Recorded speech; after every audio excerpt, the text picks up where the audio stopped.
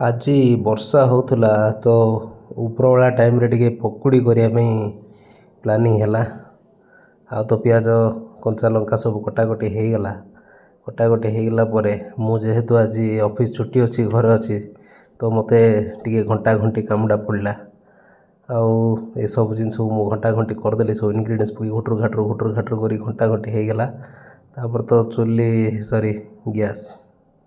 ଗ୍ୟାସ୍ଟା ଲଗେଇକିରି ପୁରା ବସିଗଲା। ତାପରେ ଲାଲ କରିକିରି ଛଣା ଚାଲିଛି ଆମର ପକୁଡ଼ି।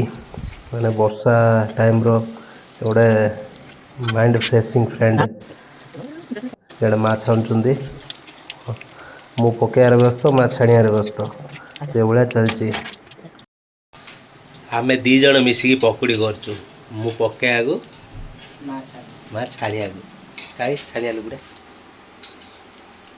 ଛାଣିବାକୁ, ଆମେ ପକାଇବାକୁ।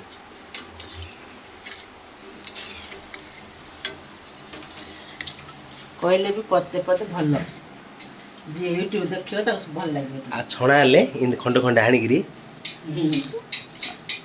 ଖାଇବା ଶାସ୍ତ୍ରରେ ଖାଇଲେ ଆଉ ଟେଷ୍ଟ ଲାଗିବ। କହିଦିଆଡ଼େ ଆଣେ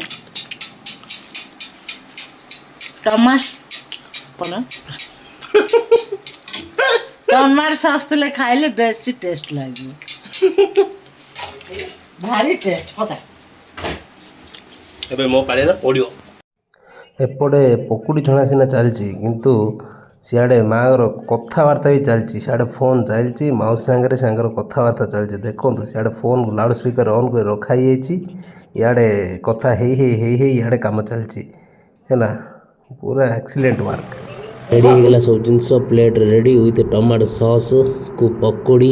ଚଲ ଟେଷ୍ଟ କରିବା। ଗୋଟେ ବି ସେମିତି ୱାଓ ଫ୍ୟାଣ୍ଟାଷ୍ଟିକ୍, ବଢ଼ିଆ ଅଛି। ତାପରେ ଆଉ ଗୋଟେ ଚାଲ ବଢ଼ିଆ ଟେଷ୍ଟ, ମାଇଣ୍ଡ ବ୍ଲୋଇଂ ଟେଷ୍ଟ ପୁରା।